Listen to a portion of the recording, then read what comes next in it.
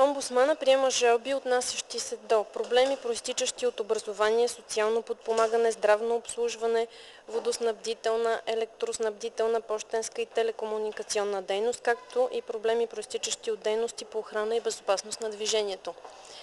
Проблеми, произтичащи от административно-техническото обслужване на населението, регистрация на търговски обекти, издаване на разрешителни за търговия, извършване на административни справки и издаване на удостоверения, общински жилищни и нежилищни имоти, незаконно строителство, сметоизвозване и чистота на улиците.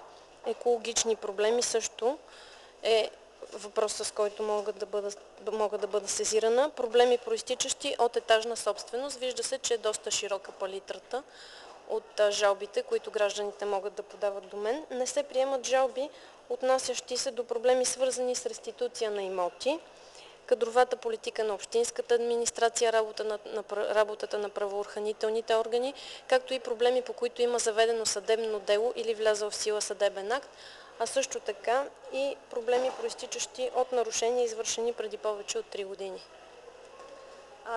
Консултацията и помагането е напълно безплатно. Как може да стане това? Къде могат да ви открият? Производството, да, при омбудсмана е безплатно. Приемната е в сградата на общината, стая 407. Телефона също за връзка на гражданите е 8677-359, ако не могат лично да дойдат да се поинтересуват. Това е телефона, на който могат да разберат дали могат да разчитат на омбудсмана при техния конкретен проблем или не може той да им помогне, тъй като техния проблем не е в кръга на моите правомощия.